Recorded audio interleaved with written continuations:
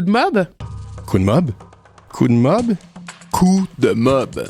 Coup de mob. Chers camarades, bonjour. Mon nom est Daniel Leduc et je vous souhaite la bienvenue à ce nouvel épisode de Coup de mob, le balado solidaire du Conseil central du Montréal métropolitain, CSN. Et aujourd'hui, pour ce nouvel épisode, être noir et syndicaliste. L'engagement syndical des personnes noires fait partie de l'histoire du syndicalisme au Québec.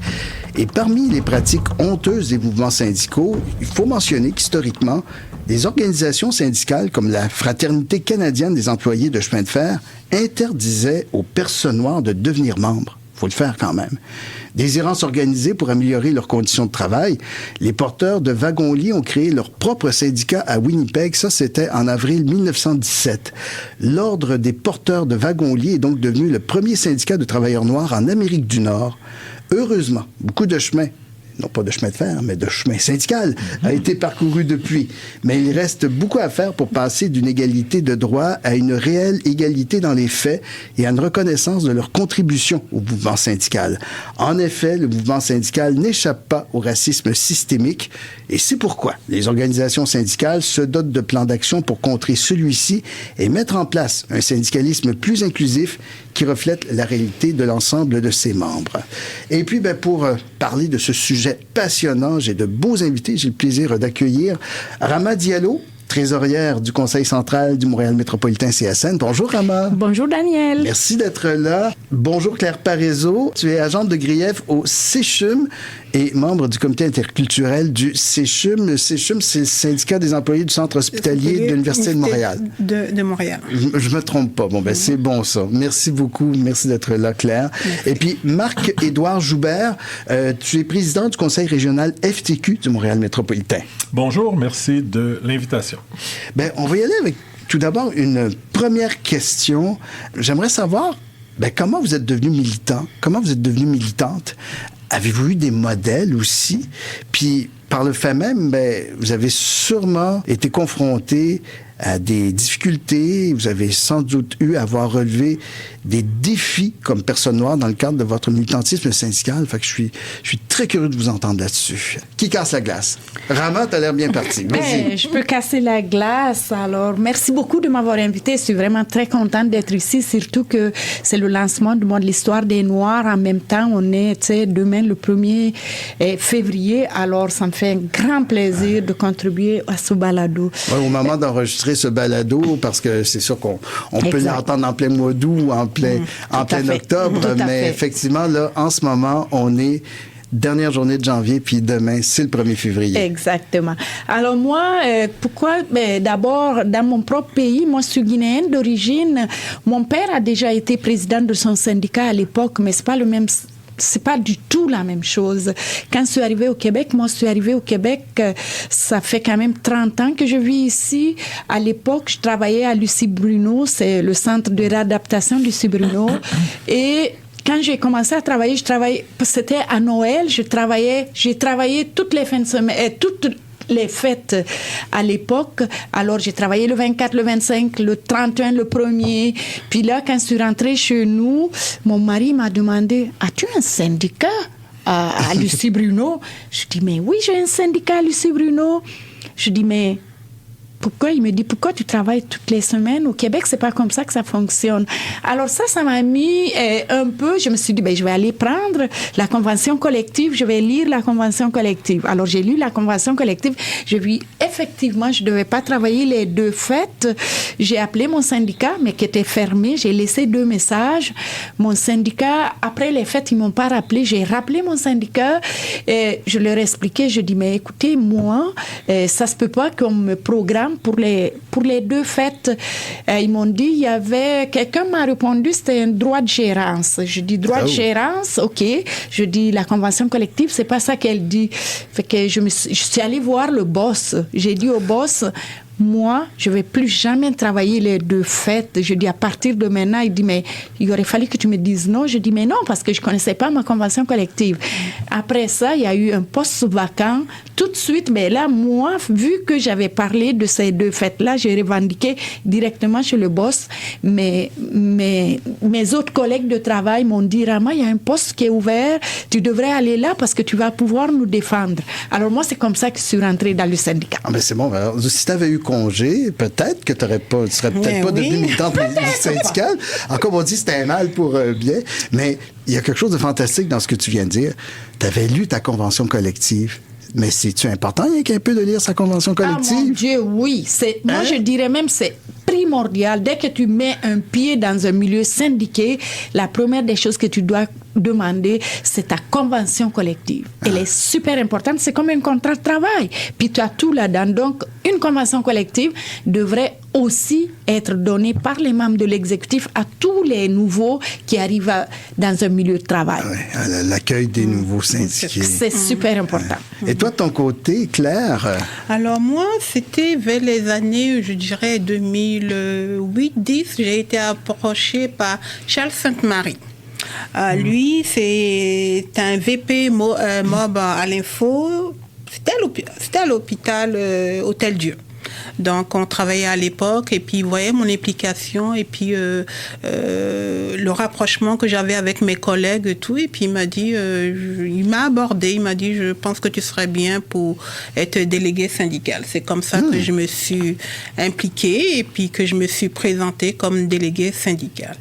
Donc, c'est vrai qu'à l'époque, il n'y avait pas beaucoup de personnes racisées, il n'y avait pas beaucoup d'immigrants au syndicat à l'époque. Comme Charles disait, c'était trop blanc. Donc, c'est ça. Il m'avait approché et puis ça a permis aussi au syndicat d'avoir comme une approche multiculturelle aussi envers les immigrants et puis aussi... parce que je pourrais dire ça les a permis de comprendre et puis de comprendre aussi la crainte des immigrants par rapport aux syndicats. Parce que les immigrants, ils fuyaient le syndicalisme. Ça, c'est vraiment un défi que tu as eu à relever? Oui. Et comment tu t'en es sorti? Comment tu as réussi à... Je n'arrêtais pas. Okay. Même pendant mes dîners, j'allais voir mes collègues et puis à l'Hôtel Dieu, comme on dit, j'avais des collègues du Sénégal, du Mali, un peu de tout. Et puis à table, à midi, on était tout le temps ensemble. Alors je proposais, je parlais et puis je radotais, je revenais là-dessus. Ça a permis qu'ils ont accepté que je me présente et puis je les ai ramenés un peu avec moi. De réseauter avec les collègues, là, c'est de l'art. C'est de l'art. C'est pas facile à amener la communauté noire à aller s'intéresser au syndicat. C'est pas du tout. Aussitôt avoir confiance. Avoir confiance. C'est pas facile. C'est bien dit, ça. C'est bien dit. Et toi, Marc-Édouard? Bien, mon parcours ressemble un peu au tien. Parcours syndical, j'ai commencé à m'impliquer en 2003-2004. Il y avait une équipe de délégués syndicaux chevronnés, dont l'une d'entre elles, Louise, que je salue encore, qui sont venus me voir. Ils étaient quand même stratégiques. Ils sont venus me voir les 3 en disant écoute, Marc-Édouard, Louise va prendre sa retraite bientôt. Et on te regarde aller. Il faut dire que moi, quand je suis arrivé, je viens du syndicat des travailleurs et travailleuses des postes, mais j'avais des discussions avec des collègues parce que j'ai été pendant 8 ans un travailleur temporaire sur appel. Donc, il fallait faire valoir nos droits au sein de l'unité syndicale. Donc, j'étais un genre de leader syndical, mais pour les travailleurs temporaires. Et c'était beaucoup des femmes et des personnes dites racisées qui étaient dans... Donc, ils m'avaient un peu observé sur le plancher de travail et tout simplement, ils m'ont pas vraiment donné le choix. Moi, je dis toujours, le volontariat au syndicat, c'est un beau concept sur papier, mais des fois, on te dit, garde, saute dans la piscine avec nous et c'est vraiment comme ça. Je les en remercie. Puis je dis toujours que les premières fois où j'ai exercé mes fonctions, j'étais sur un plancher de travail qui est le dépôt postal Bridge. Il y avait 250 à 300 travailleurs et travailleuses au sortir du pont Victoria. À Pointe-Saint-Charles. À Pointe-Saint-Charles. Et je dis toujours, et je le maintiens, que pour moi, ça a été la plus belle école et probablement la fonction qui m'a donné le plus de satisfaction que d'être sur le plancher de travail avec les membres, à essayer de régler des choses en contact direct avec eux. Et en établissant des liens aussi avec les officiers syndicaux à l'époque. Donc, c'est vraiment... quelqu'un m'a simplement... un groupe de travail de délégués m'ont dit, regarde, t'embarques avec nous, on ne donne pas trop le choix, on pense que tu as certaines aptitudes, puis j'ai fait mon chemin à partir de là. As-tu des défis particuliers à relever? Ah, bien sûr. En tant que personne de couleur, on a toujours... disons que nos angles d'observation sont différents de ceux de nos collègues, parce qu'on voit des traitements différenciés qui nous touchent. Et moi, je dis toujours, la première fois que j'ai été élu sur un exécutif syndical, c'était en 2008. Je raconte toujours la même anecdote. Puis je rends hommage à Guy César, qui était un responsable des programmes d'équité à notre syndicat, qui a pris sa retraite. Et nous, on fonctionne par équipe syndicale. Et je vois que, moi, je me présente 4e vice-président, responsable des griefs locaux. Et je vois que dans l'autre équipe, c'est Guy César, travailleur haïtien noir. Je suis furieux de toutes les positions qu'il peut choisir. Il décide de se mettre devant moi. Donc, et Guy était un peu un mentor. Je l'appelle. Et je partage ça parce que c'est une leçon que j'ai gardée jusqu'à présent. C'est pourquoi tu fais ça, Guy? Il dit, Marc, je me suis placé devant toi, pas parce que je veux te défaire politiquement, mais parce que cette fois-ci, en ayant 2 Noirs, un en face de l'autre, à la même position, nous allons leur imposer d'élire l'un d'entre nous pour la première fois à l'exécutif. De la stratégie. J'étais jeune et un peu fringant, j'avais pas compris la game. Avec le temps, je l'ai compris. Donc ça a été une des leçons de dire, OK, oui, merci. Et donc, je remercie à ce jour Louise et Guy. Et je dirais, sans parler trop longuement, de constater des traitements différenciés. Des fois, il y a des griefs pour harcèlement racial. Les exécutifs syndicaux, parfois, sont un peu mal à l'aise ou mal outillés. Peut-être je devrais le dire comme ça. Comment on aborde ça? C'est quoi les droits de nos membres? J'avais une membre qui avait été... ses collègues amenaient du raid sur le plancher de travail, puis faisaient des blagues en disant « Ce soir, on se débarrasse de la coquerelle noire. Et là, elle m'appelle au bureau. Ben, je dis « On va faire une plainte formelle. » Griefs, les responsables sont suspendus 5 jours, 10 jours. Et là, les griefs arrivent. Qu'est-ce qu'on fait comme syndicat quand le grief arrive? À cette époque-là, l'exécutif dit « Ouais, mais Marc-Édouard, j'étais responsable des griefs. Tu vas plaider pour qu'on coupe la mesure en 2. » Je dis « Qu'est-ce que je dis à la travailleuse qui s'est fait traiter de coquerelle? » Puis là, ça a donné lieu à une discussion assez mouvementée. Et j'ai dit à l'exécutif à l'époque, écoutez, moi, éthiquement, je ne peux pas plaider pour atténuer une mesure. Et je veux qu'on me comprenne bien dans le balado, là. Marc-Édouard Joubert n'est pas pour les mesures disciplinaires. Là. J'ai passé ma vie, 11 ans au grief, j'ai passé ma vie à combattre les mesures disciplinaires de l'employeur. Mais des fois, il faut être cohérent aussi. Tu sais, s'il y a du harcèlement racial, s'il y a du harcèlement sexuel, puis il y a des mesures. Qu'est-ce qu'on fait avec des mesures comme ça? Je comprends qu'on défend les membres, mais c'est quoi nos valeurs ouvrières aussi? Donc ça a donné lieu à certains débats. Et je terminerai, en fait, j'ai dû aussi lutter, peut-être on va en parler davantage, contre le tokenism, qu'on dit en anglais, là, le concept du bibelot. Souvent. Parfois, je ne vais pas généraliser, vous avez une équipe syndicale, et là, il y a 1 ou 2 personnes noires. Et là, on est correct, il y a des noirs. Et souvent, on utilise ça pour se déresponsabiliser d'enjeux sérieux et réels ou, disons, pour se dédouaner. Donc, moi, j'ai lutté contre ça, de dire, si on a une personne noire dans l'exécutif, est-ce qu'on peut l'écouter utiliser ses forces? Toutes les personnes noires ne veulent pas nécessairement être sur des comités d'équité, tout comme toutes les femmes, et je ne dis pas que c'est pas bon, là, toutes les femmes ne doivent pas nécessairement être dans le comité des femmes. Il y en a qui ont des aptitudes pour faire bien d'autres choses dans les syndicats. Donc, souvent, je remarquais qu'on désignait les personnes de couleur dans des dossiers spécifiques. Et c'est un peu encore comme ça. Donc, je pense qu'il faut travailler, et j'essaie de le faire dans ma structure, à avoir un plus grand dialogue et à éviter aussi le traitement différencié, comme je disais. Ben, merci beaucoup, Marc-Édouard. Vous écoutez Coup de Mob, le balado solidaire du Conseil central du Montréal métropolitain CSN. On fait une petite pause, puis on revient tout de suite.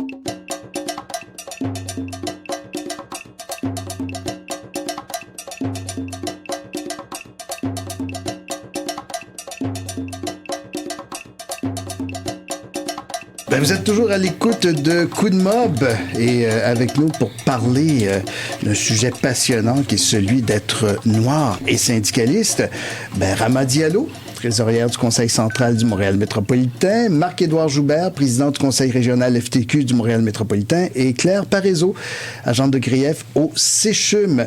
On vient de parler donc de vos principaux défis, comment vous êtes devenu militant, mais Rama, je t'ai pas entendu sur les défis que toi, tu as eu à relever. Oui, à relever. OK.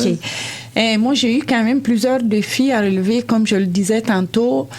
Et le défi, c'était vraiment de rassurer certaines personnes. Surtout que nous parlons souvent d'accent. Et moi, je parle français. Je viens quand même d'un pays où on parle français. La Guinée a été colonisée par la France. C'est un pays de la francophonie. Oui, c'est ça. Fait que mon plus grand défi, c'était que de rassurer et de dire aux personnes racisées, personnes noires, que le syndicat est là pour tout le monde.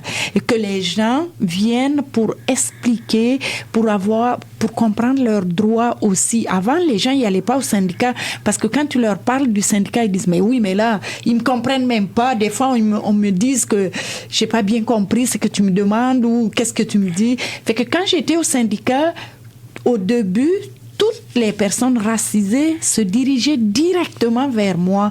Fait qu'on a vu de plus en plus que les personnes racisées venaient.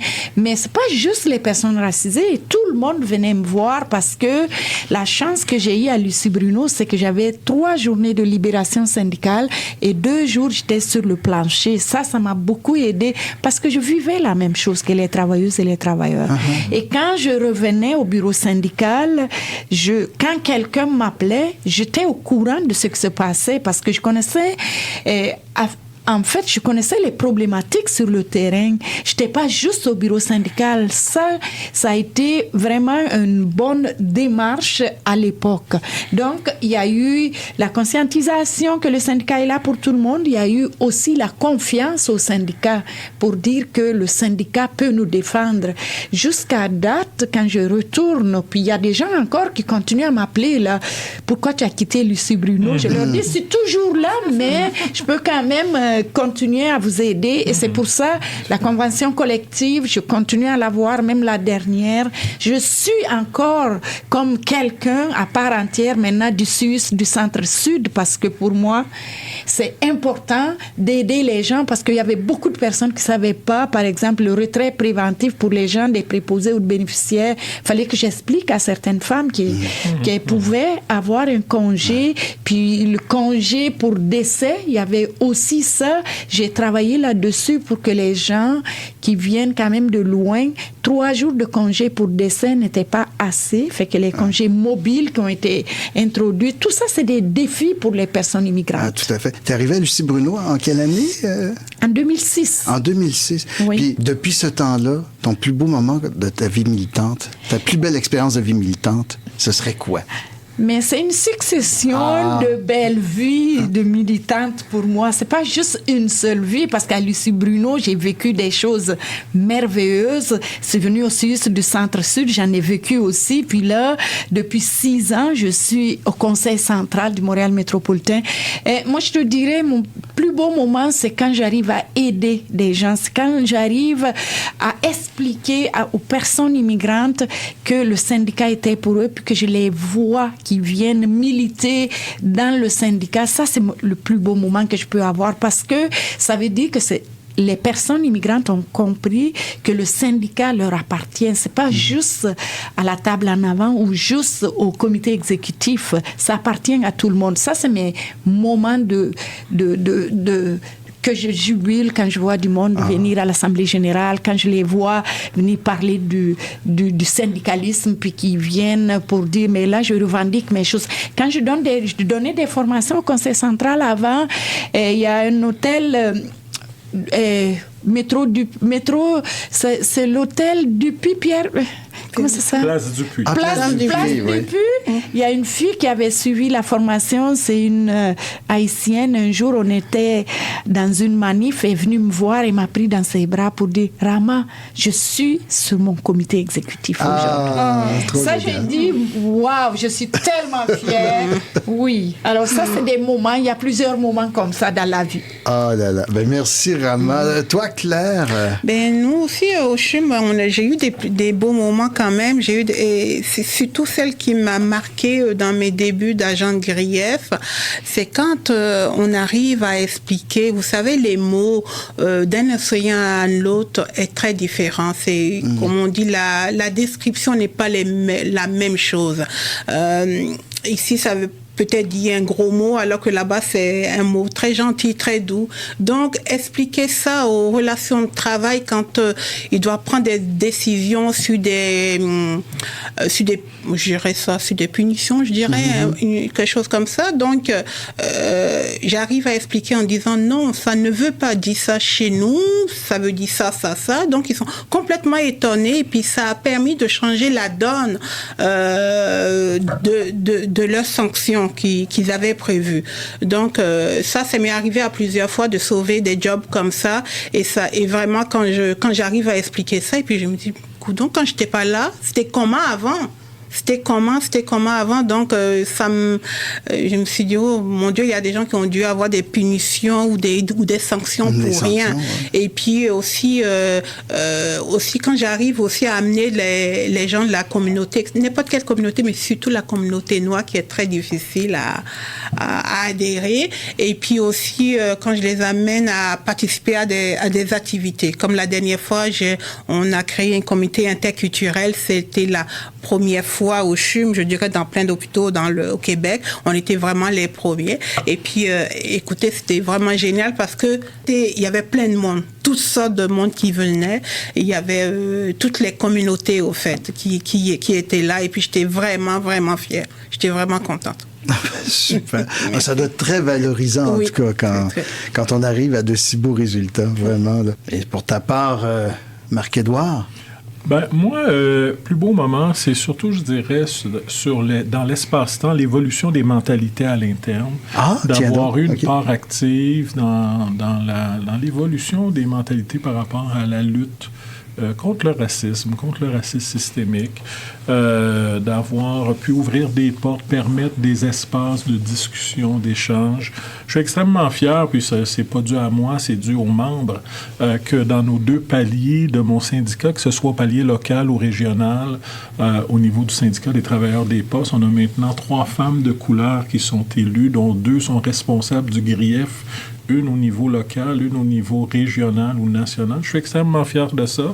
Et l'autre est la responsable pour toute la région montréalaise du traitement des dossiers d'accidents de travail, plaidoirie, etc. Donc ça me rend fier. Je suis fier également de la campagne de la FTQ que la FTQ a lancée pour un syndicalisme antiraciste. Il y a une dizaine d'années, là, je me rappelle, entre autres, là, en 2013, dépôt du rapport comment il s'appelle, notre actuel ministre de l'Éducation. Aidez-moi, je cherche son nom. Madame Marois et M. Drainville. Avec la Charte des valeurs. Et là, on commençait à parler de racisme systémique. Et c'était même reçu dans certains cercles syndicaux de « Ah, Marc, si tu parles de ça, ça fait de la chicane. Les gens ne veulent pas parler de ça. Il y en a, mais pas chez nous. » Un peu comme le ministre Legault dit, il y en a, mais pas au Québec. Corrige-moi, c'est à l'époque où Drainville était au Parti québécois. Bien sûr. Première ministre, Madame Marois à l'époque. Faire un petit bout de radio entre les deux aussi. Oui, tout à fait. Oui, il l'a fait. C'est vrai. Suite à cette campagne-là sur le syndicalisme antiraciste, la discussion avait commencé vers 2013. En 2023, au congrès de la FTQ, on a eu notre première résolution sur la tenue du premier colloque sur le racisme systémique qui a eu lieu les 26 et 27 mars 2023.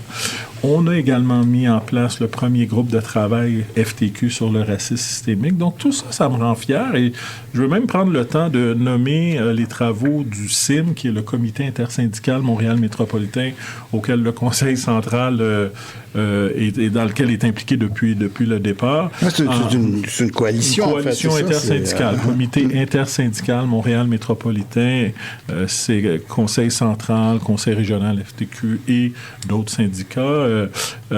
En mars 2021, on a organisé une belle conférence et je regardais les notes sur le racisme systémique, où Rama avait pris la parole, où Dominique avait fait l'animation, Bertrand a pris les notes. Donc, vous étiez vraiment bien impliqués. Et je regardais les échanges qu'on avait eus à cette époque-là, qui étaient très riches. Donc, je suis très fier de toutes les conversations auxquelles j'ai pu participer et permettre à des personnes d'exprimer leur expérience justement sur la lutte antiraciste. Ben, merci beaucoup. Merci Marc-Édouard. Moi, j'ai bien hâte d'entendre vos conseils pour réussir à développer un syndicalisme vraiment inclusif. Alors, bougez pas. On vient après cette toute petite pause. Vous écoutez Coup de Mob, le balado solidaire du Conseil central du Montréal métropolitain, CSN.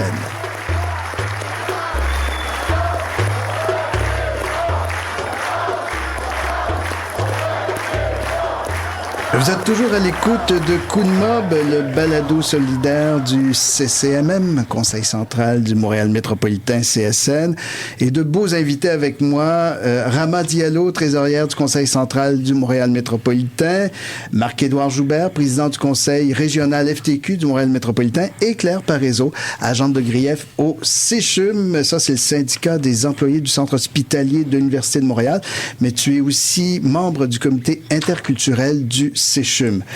Et alors, de F3S aussi. Et de la F3S également. Ah, oui. Merci de le préciser. Je veux maintenant vous entendre sur vos plus précieux conseils. Comment on peut réussir à développer un syndicalisme vraiment inclusif, mais aussi, et surtout, je dirais même, comment combattre le racisme dans nos propres rangs? Qui veut commencer? Moi, je peux commencer. Ben, vas-y, Rama. Je vais parler... déjà là, je vais vous parler du plan d'action contre le racisme systémique. Pour combattre quelque chose, il faut le connaître. Il faut le nommer. Et le plan d'action, le Conseil central de Montréal métropolitain, CSN, a voté un plan d'action le 27 janvier 2021 pour lutter contre le racisme systémique dans nos milieux de travail. Ce travail a duré pendant 3 ans. Le rapport vient juste de sortir. Et ce rapport, je peux vous dire que c'est un constat pour dire c'est quoi le portrait de nos syndicats. Avant de lutter contre le racisme, il faut d'abord connaître le portrait. Et dans cette étude-là, nous avons quand même touché plus de 2600 personnes qui ont répondu. 2600 répondants. 2600 répondants pour 75 syndicats affiliés.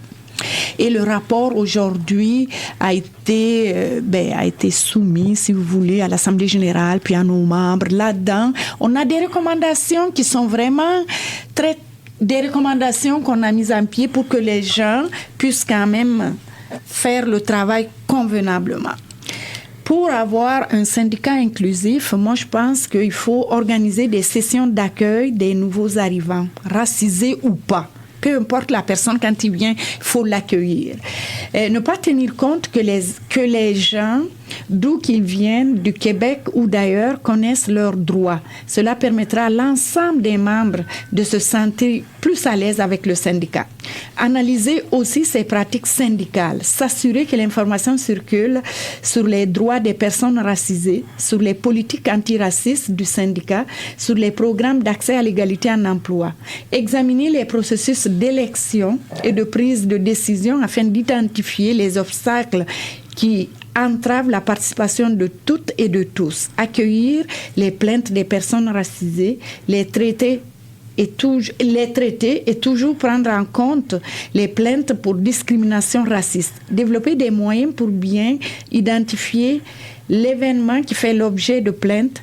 Ça rapporte-t-il à une des formes décrites par la typologie de microagression ou renvoie-t-il à un comportement de type favoritisme engendrant des inégalités de traitement au détriment des personnes racisées? Désigner au sein du comité exécutif et du conseil syndical les personnes formées à cet effet qui centraliseront les plaintes pour discrimination raciste et effectueront un suivi.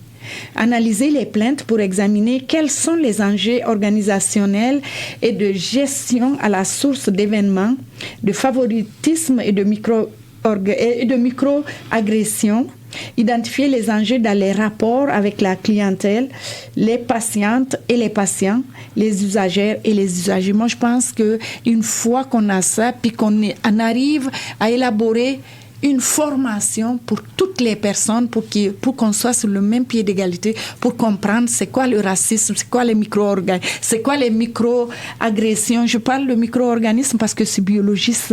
En tout cas, c'est une lapsus que je fais. Des formations professionnelles. Exactement. Je suis désolée, mais c'est ça. Les micro-agressions, il faut les connaître pour les combattre. Alors moi, je pense que le Conseil central est bien parti pour élaborer des outils qui vont aider les syndicats à lutter contre le racisme systémique et les agressions. Écoute, c'est tout un guide et c'est tout un programme. Il est disponible sur le site web du Conseil central? Il est disponible sur notre site. Il va être disponible aussi en papier lors du congrès. Excellent. Un grand merci, Rama. Je vais y aller, maintenant, avec Marc-Édouard. À ton tour. Merci de me donner cette opportunité. As-tu autre chose à ajouter? Parce que là, tout est dans ce rapport-là. Tout est dans ce rapport-là, sûrement, mais je dirais de manière un peu plus macro, dans le sens de les expériences que j'ai eues sur le terrain.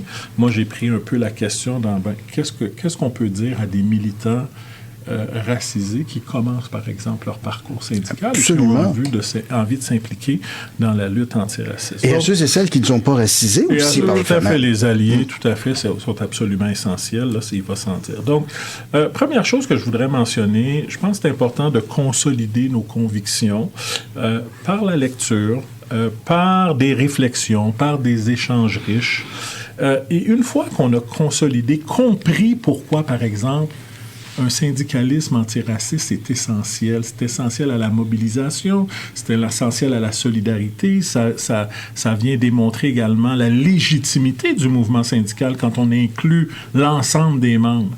Quand une fois qu'on a consolidé nos valeurs, l'autre conseil que j'ai envie de donner, c'est soyons affirmatifs. Ne soyons pas gênés de faire connaître nos valeurs ouvrières, d'égalité antiraciste dans l'espace public. Parfois, c'est rude, il faut dire les vraies choses. C'est rude. Il y a des vents contraires, mais je trouve que parfois, on hésite en disant « ça va déranger ». Mais le syndicalisme, de par sa fonction fondamentale, dérange. Et on va continuer à déranger. On ne va pas reculer sur des questions d'antiracisme. Il y va, je pense, de la crédibilité de notre mouvement en général. L'autre chose, j'ai envie de dire, il faut aussi se protéger. Ça, je trouve qu'on n'en parle pas assez. Peut-être on pourra en parler une prochaine fois. Quand on est des militants antiracistes, on ressent régulièrement de la fatigue militante. Et je dis souvent, c'est important pour moi que les militants et militantes, qu'ils soient racisés ou non, ne soient pas des étoiles filantes. On n'a pas besoin de vous 1 mois, 3 mois, 6 mois dans la lutte. C'est un marathon, cette affaire-là. C'est long, c'est fatigant, c'est dur. Il faut donc se protéger, prendre du temps pour soi. Parfois, j'utilise un peu l'image de la course à relais. Parfois, il faut passer le bâton à quelqu'un. Cours, toi.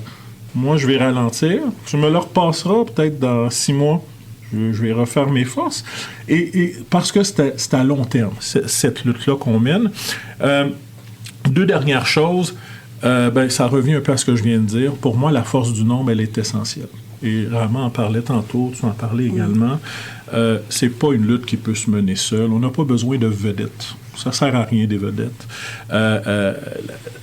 Les défis sont tels que si on n'a pas une masse critique de personnes dans les mouvements syndicaux, ce dont parlaient mes consoeurs et camarades ici, on n'y arrivera pas. Fait que pour moi, je dis souvent, et je l'ai écrit ici, influencer quelqu'un, pour moi, c'est fondamental. On n'est pas des vrais militants antiracistes si on est assis dans notre sous-sol à écrire des livres, à regarder des podcasts, des émissions, puis on parle pas, on n'influence personne, on renseigne personne, ça fonctionne pas, là. Et dans nos structures, je parle aussi de résolution.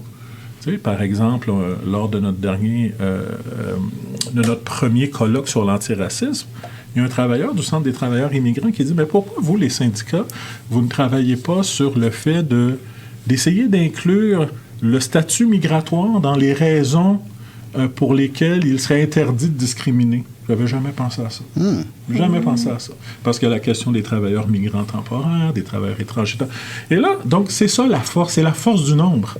Parce qu'on a toutes sortes d'idées qui nous viennent. Je termine avec une phrase qui m'a toujours beaucoup frappé, qui dit ceci. « Pendant que vous êtes occupés à douter de votre potentiel, plusieurs autres sont intimidés par celui-ci. » Et je trouve que ça s'applique particulièrement aux militants et militantes antiracistes.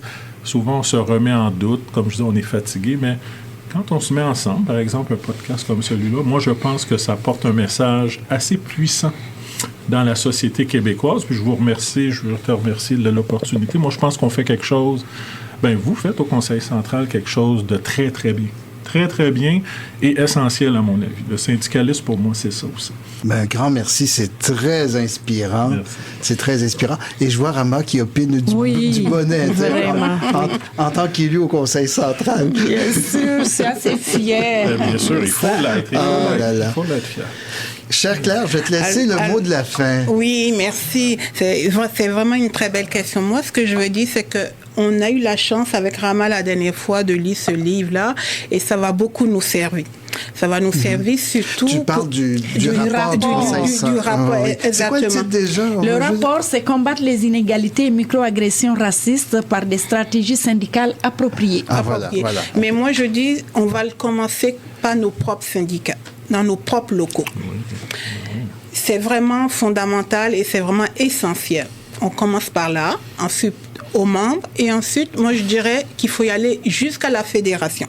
Toute la fédération, y compris la CSN. Il faut que... Parce que moi, je trouve que les gens sont, comme on dit, ils restent sur leur différencialisation en disant qu'ils ont déjà toute la réponse, c'est eux les meilleurs.